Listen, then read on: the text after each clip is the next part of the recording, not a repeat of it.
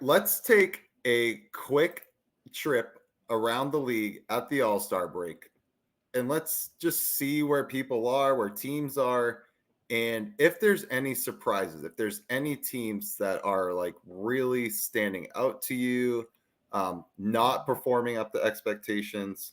Um, let's start in the what where we start all the time, AL East. AL East, here we go. All right. So look at the AL East. You got the Orioles on top by a game with the Yankees behind them. That's how I picked them to finish. Orioles 1, Yankees 2. I'm not at all surprised there. I am surprised how poorly the Yankees have played for the last 30 days. They've been wretched. Yeah. Mm-hmm. And I mean, the way they gave up that game, the Orioles the other day with Volpe's error and then Verdugo getting lost in left field, just not a good look for the Yankees. So no surprises there. The real surprise here is the fact that the Red Sox, who had one of the best kind of June, Julys of any team in baseball, are your last wild card or one of your last wild card teams, and only 4.5 games back in the division, led largely by their pitching, which was not supposed to be good. Right. And an offense that's been just dealt with a lot of injuries. So I think the big surprise in the AL East is the Red Sox. I'm not a believer the Red Sox keep this up all season. They've had a really good stretch here. They've also had a really good schedule. They're still not good against teams over 500, but they've had a really good run, and they've made things a lot more interesting than we thought they'd be. Yeah, they're 7-3 in their last 10, and you got the Orioles sitting at 3-7, their last 10, the Yankees at 4-6. So they've definitely made up some ground on those two. The Red Sox are wretched against left-handed pitching. They are so left-handed heavy. You got Duran, you got Devers, you got Hamilton, like all the guys that they brought up. They're all Masataka Yoshida. You just go down that lineup. They are all left-handed heavy. If they want to make a run, I guess, at the playoffs, they need a right-handed bat at the deadline. Yes, that would be my biggest take for them to sustain this success. Yeah, they got to find some way to balance it out. And it's honestly offensively, they've been, they're good. They're not great. They're not an offensive juggernaut. They've been good enough. The pitching's been better than expected. But for them, it's the contributions they're getting from all over the place. If you ask me right now, team MVP for the Red Sox, Jarren Duran. Period. End of hands story. Down. Yeah. That guy has done everything for them. Yeah. And really, this team, when he really turned it on in May, that's when things started to change. He got off to kind of a slow start. When he turned it on, that's when things started to completely change for this team. And boy, did they need him to continue to be that spark. Yeah, hands down.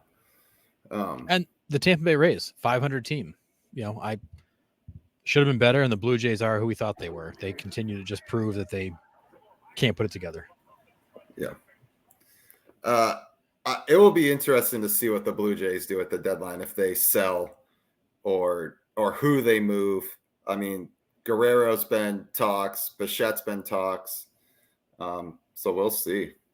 Alec Bohm with a 20-piece in the first round here. Yeah, he is hitting laser beams as he wraps up. The Blue Jays went from 2 weeks ago being, we're not interested in making any moves, to, we're going to do what makes sense. So their tune has changed quickly to realizing where they're at. Yeah. I mean, it is really bad and sad really, because the Blue Jays, we have said for years, they have the young talent. They have good veteran pitching that's there, and they just can't seem to put it together in Toronto. It's too good a core. And I do think a big piece of what's gone wrong here is Alek Manoah. They were counting on him to be the workhorse for a while. And I don't think we see him as a viable MLB starter ever again. Yep, I agree. All right, let's move to the Central. We got Guardians on top with the Twins and Royals. And then you got the Tigers and whatever that last place team is. I don't even know what they are anymore. So can I just point out the fact that when we talk about surprises, the Cleveland Guardians have the second best record in all of baseball. Yeah. And the best record in the AL. If anybody had that on their bingo card at the All-Star break, you win, because I thought they were a borderline wild card team that wasn't going to be able to score enough runs, and apparently I was wrong. They can score. They can score at the best of them, and they're good against bad teams. They're good against good teams. Yep. Yep. They find a way to win. They just win. And I think they're my surprise for the league, to be honest. Like 100%. we were sitting here in the preseason being like, this AL Central, like are the Royals the best team on paper going in? Like possibly just because they have Bobby Witt. But I mean, like, but I picked the Twins because the Twins are always there, and they have been for the last, I can't even remember how many years. A while. But I think the Guardians playing as well as they have is definitely the surprise of the league so far. 100%. I think they're the biggest surprise to me. I mean, maybe the Seattle Mariners would kind of rival them in terms of surprise, but I the think Mariners were supposed to be there, though. The Guardians were the Mariners were supposed to be good. The Guardians were kind of a big question mark. Yeah. So to me, the Guardians the biggest surprise. The Twins are who we thought they were. They're a good team. The Royals have come back to earth a little bit. 2 games back in the wild card, so they're very much still a factor, but they have definitely cooled over the last month or so. And they just traded for Hunter Harvey from the Nationals. Yep. So that's a big arm in that bullpen that will bolster the back half that lineup. My gut still tells me the Royals are there in the end, and they're fighting for that last wild card spot if they don't get it. But they've definitely had a bit of a reckoning the last 30 days. The Tigers have proven they're not ready yet. No big surprise there. They're very volatile, another young team. And the White Sox, I think, are just happy to still be in Major League Baseball. It's facts. They're brutal. Because they're going to be one of the worst teams in baseball history. Yeah. All right. AL West. Well, the Rangers, I think, are a disappointment. I say that only because we expected them to struggle a little bit in the first half until they got all the reinforcements back and Scherzer came back, DeGrom came back. But they've played really well the last couple weeks, so they're showing some signs of life. But they've got a big hole to dig out of. Yeah. The Astros dug themselves a massive hole to start the year, and here they are. Like usual, they're going to fight for the AL West title again. Yeah. And only 1 game back at this point. Only 1 game back. Great. I mean, they're 1 game back in the division and 3.5 back in the wild card. But like they found the way. We've been saying on this show for months, they're gonna be there. They're gonna be there. And as many times we said, well, gee, should we change our stance? We said no, they'll be there, and here they are. They're gonna be there. Mm-hmm. And then the Mariners. The Mariners were supposed to be good, and my biggest thing with the Mariners is they can pitch, but they can't hit. They are proving they can pitch, but they can't hit. The only team to score fewer runs in the AL than them are the White Sox. Their offense is terrible. They are terrible at the plate, but their pitching is the best in the league. And that's what it is. Like we said, they're going to have to win a lot of games, 2-1, 3-2, and they are. But it's not going to be easy for them to hold that position if they're living on margins that are that thin. No. And the only thing pitching really does for you is come playoff time. Exactly. Right? And it does, you got to get there first. And if you can't hit, you're not going to get there. That's just how that is. And that's the concern I have with them, is that when they get late in the season and the games get tighter and the pitching changes are more frequent and the guys are jacked up, are they going to manage enough runs to actually win that game 2-1? Are they going to lose a bunch of those games 1-0, 2-1? Because they've proven good pitching, they can't hit. No. Agree. All right, let's swing over to National League. But I will say in the AL West, the Athletics are not nearly as bad as I thought they'd be, and they're actually somewhat fun to watch. Yeah. They have some good how many home runs did they hit the other night? 8, 10? 8.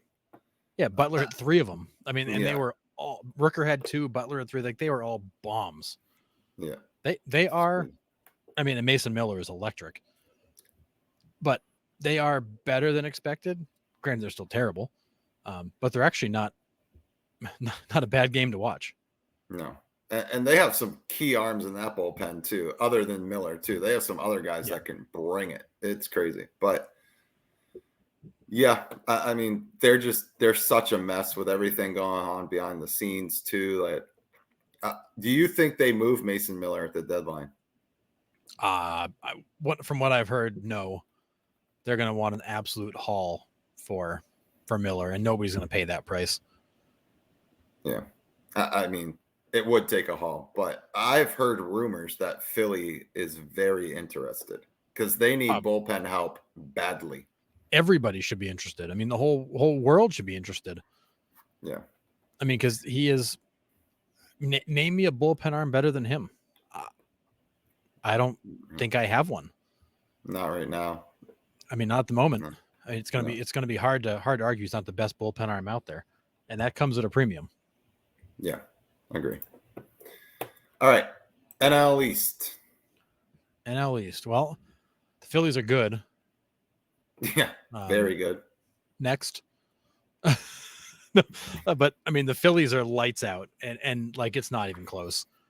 You know, they're plus 110 on the run differential. I mean, they've outscored everybody. Like, I think everybody but the Yankees they've outscored. They can pitch, they can hit. They still are not great defensively, but when you're winning games 8-3, it doesn't matter. Again, I question this team in the playoffs though. Like, can they win a series against a competitive team? But man, are they good. And the Braves have struggled. The injuries have definitely taken their toll. Strider and Acuna have hurt. Matt Olson's having a wicked down year. He's going to probably put up half the production he had last year. That's like losing him basically. If it wasn't for Ozuna, that team would really be struggling. Yeah, I mean, and it's crazy because the Braves are 11 games over 500. It's just that's how good the Phillies are. They're 8.5 games back from the Phillies. Like it's crazy, but you're right. With the Phillies, for me, it's kind of the opposite with the Mariners, right? Yes, the Phillies have the pitching, and Phillies have the offense. But when they run into a top of the line rotation that's in playoff form, are they still going to be able to score runs? Yeah, they're still too reliant on the home run. They're still too reliant on the 3-run home run.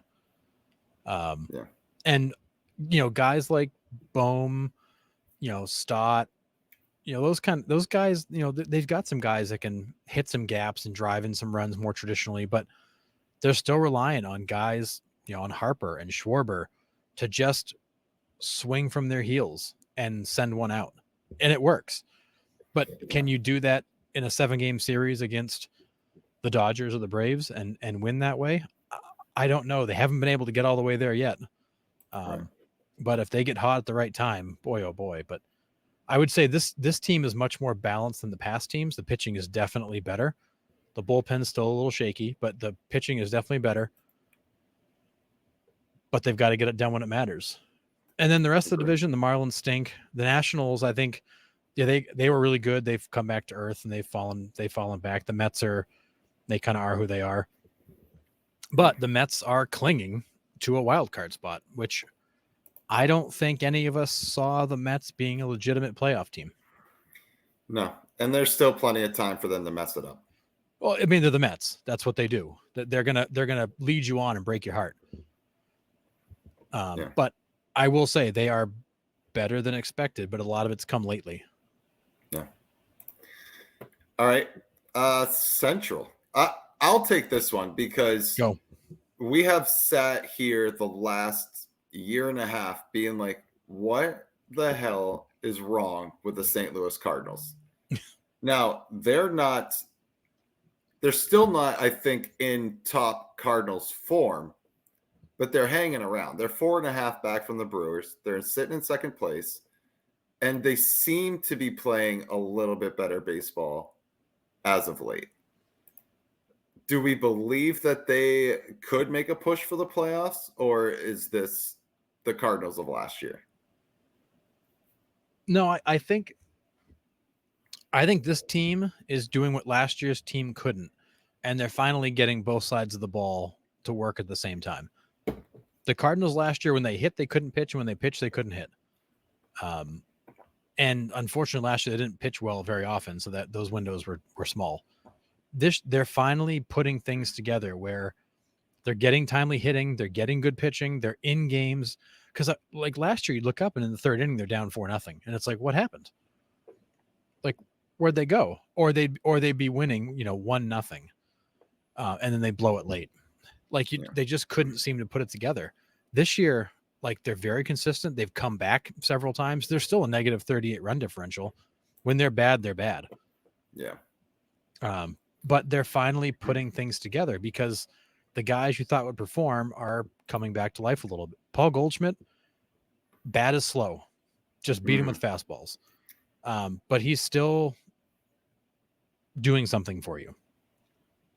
But that team, they are now what we thought they'd be. They're a wild card team, and they're at least competitive. Yeah. Are they going to go win a World Series? No, probably not. But right. I mean, if they got hot, they could. Yeah. But I definitely think that they're now proving that they're not as bad as they were, which we've been saying, like you said, for a year and a half, that this is a better team than this. What's going on? It feels like they're finally catching up. On the flip side of that, though, the Chicago Cubs have taken a huge step back. I was just going to bring them up. Like, I don't know. Yeah. I think that could be my other biggest surprise was how poorly they kind of are performing this year. I mean, the Justin Steele injury opening day, I really put a damper on things like right away. It did. That hurts. Imanaga is a great story. We'll see him in the All-Star game. But yeah, them stepping back as much as they have is definitely a kind of a big surprise. I mean, I wouldn't say it's a huge surprise. No, they were a team that was kind of on the bubble. They're a team we thought would take a step forward and be better and compete for the division. But they're really not any better than they were last year. Yeah, agree. And you could argue that they're maybe a little bit worse because you've gotten a lot of the guys that are, it's a lot of the same team. Right. But the whole NL Central, it's the Brewers from day one have established themselves as we're the best team in this division. The Cardinals have gone from the basement to climb up. And then the Pirates, the Reds, and the Cubs are just battling below them to figure out who's going to finish third. I mean, it feels like the Pirates, the Reds, and the Cubs, none of them are legitimate playoff teams anymore. I really thought the Reds, this would be their year. They're not ready yet. But these three teams are proving like we've got talent. We're just not there yet. Yeah. But I think the biggest disappointment is the Cubs for a couple reasons. One, you returned mostly the same team. And two, you made such a big deal out of getting Craig Counsell and firing David Ross that to go out there and do this, as a fan base, you got to be going, wait a second. Like, we had a good thing going. What did we do? Mm-hmm. The Brewers, to me, are the Twins of the NL, right? They're not flashy. They're not gonna, they don't have like huge names. Like, yes, they have some great players on that team. Don't get me wrong, but they're always there. They're always at the top. Now, Is that because the Central's typically always weak? I don't know, but the Brewers are always there. They lose in the first round of the playoffs if they make it, and then that's that. Yep, that's it. They're consistent. Yeah. All right. Then to round it off here with our quick trip, the NL West. No major surprise here. The Dodgers are good. They are very streaky though. They're 3-7 in their last 10 again. Like, they are up and down. 56-41, leading the division, 7 games up on the Arizona Diamondbacks. The Diamondbacks have finally turned the corner a little bit and they're playing better baseball. They have. The Padres are again hovering around 500 like they have for the last 3 years. They're there. The Giants are not. I thought the Giants would be a little bit better than they are, and the Rockies just exist. But I look at the NL West and I go, that's basically that's what we called it as. It was going to be the Dodgers and Diamondbacks. The Padres and Giants were going to fight for third, and the Rockies were going to finish a distant fifth. No real surprises there for me. I think what's most surprising is how bad the Diamondbacks were for most of the first half. Yeah, it was shocking because it's for them. I've said it before. It's the consistency in which they score runs. Because I'm watching the Blue Jays game the other day, Blue Jays Diamondbacks, because the Diamondbacks are my National League team. I'm watching the Diamondbacks go down 7-0 and like the fourth or the fifth. They come back in the fifth. They call them the answer backs Yeah. because Yep. they scored 7 runs in that next inning, and then they were done for the game. Like that's it. They score their runs in one inning, and then they're done. Like, it's so weird. I don't think I've ever seen a team that's like all or nothing for one inning, and then it's just like, all right, we're done hitting for the day. You know, it's strange. It's like Corbin Carroll looks like he's starting to kind of turn it around and fix the holes that were in his swing. He hit 2 home runs the other day. But he's just not getting on base and wreaking havoc like he used to, because the Diamondbacks have a ton of speed, a ton. They got a bunch. They got McCarthy. They got, I just said it, Carroll. Marte can run a little bit. Walker's not slow. He's not, and he's arguably been the best offensive first baseman in baseball this year, or in the National League this year, and he's not even at the All-Star game. The fact he's not in Texas is an absolute travesty, but it is. It's nuts. It's nuts. I don't know. I don't know if the Diamondbacks quite have it. They lost Jordan Montgomery's on the shelf again. I think he's coming back soon. Not that he was pitching great.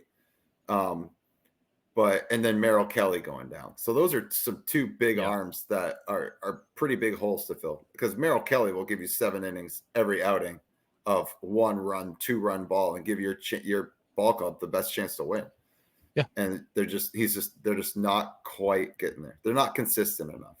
And they could be. They should be. Not. And they're too good. Yeah. They're too talented. But I think they'll find it. They'll be all right. So if I can wrap up with 2 closing thoughts, Nick, that are kind of the big surprises or headlines for me of the first half. 1, Chris Sale is still Chris Sale. Yes. And may win a Cy Young Award. Nice job, Chris. Crazy. And 2, the Red Sox screwed it up and Chaim Bloom had it right, because this entire roster was built by Chaim Bloom. Yeah. Houck, Crawford, Duran, Refsnyder, Hamilton. Every single person on that roster is a Chaim Bloom guy. Breslow got the job, traded Sale for Vaughn Grissom, who hasn't even played, and did nothing to the roster. This is Chaim Bloom's team and his pitching staff that he got heavily criticized for. And you've got 2 of the 10 best pitchers, maybe 2 of the 6 best pitchers in the American League on that team this year. Chaim Bloom had it right. Red Sox ownership had it wrong. Yeah. So Chaim Bloom, wherever you are, take a victory lap, my man. Yeah, you just nailed it. You just crushed it. I said it when they fired him. He had it. You just had to let him finish. Yeah, absolutely. I'd say my biggest takeaway, I said already, Cleveland Guardians being the team that we saw in the ALCS a couple of years ago. Yep. Just didn't expect them to be this good. No. Because other than J-Ram, your power is really not coming from anywhere else. I mean, Fry's had a really good year. What is it? David Fry, Travis Fry, not Travis Fry. That's Travis Fryman. Travis Fryman came back out of retirement. Yeah. David Fry's had a really good year. Well, the Naylor brothers have been really good. They've added some pop. Steven Kwan's a hitting machine. Yeah. I mean, Jimenez is even giving you more at the bat than he usually gives you. So it's right. They're getting contributions from a lot of people, and it's people that you probably didn't expect to be giving them that kind of production. Yeah, but that's like the Sean, labeled them a couple of years ago like death by 1,000 cuts, because they were just like base hit, base hit, base hit, base hit, and you're just like, okay, stop. They'll wear you out, man. Yes, absolutely. But then you add the pop in there again, and it's awesome. So good for them. The Cubs slide is definitely a big one, but I'm with you with Chris Sale, man. That's nuts. That really is. His stuff is so good again. Yeah. I mean, and granted, like we knew when he was in Boston, he was still good, but like it was just freak injury after freak injury. It was the broken finger. It was a bicycle thing. Like that. It was a combination of bad luck and bad decisions. Yeah. But like you knew the stuff was still there. And now that now that he's finally getting his legs underneath him again, he is so good. He is so good again. And that back foot slider is just driving people in the National League crazy. And we kind of said that when he was going to get traded there, where like this could be a big bounce back year for him because the pressure of him being an ace isn't on him. If he has a bad outing at the time, he still had Spencer Strider. You had other guys that could stop the bleeding in that rotation, right? Right. And the Braves can put up 20 runs on any given night if they're on. So like there's not as much pressure as there was for those Red Sox teams the last couple of years to get back to help the team because the Red Sox needed it so badly. The pressure, the market is so different in Atlanta that we saw that he could have a great bounce back year, and he has. It's nuts. Yeah, he's 13-3 with a 2.7 ERA, 140 Ks and 110 innings, and a .955 WHIP. Yeah. Like this is a guy who is right at the top of the heap to go win a Cy Young this year. Yeah, absolutely. And they've got him with a vesting option for next year, and he'll probably resign anyways and finish because he's 35. He'll probably finish his career there. Yeah, but he's been Chris Sale of old again. Finally, agree. After a 4-year break.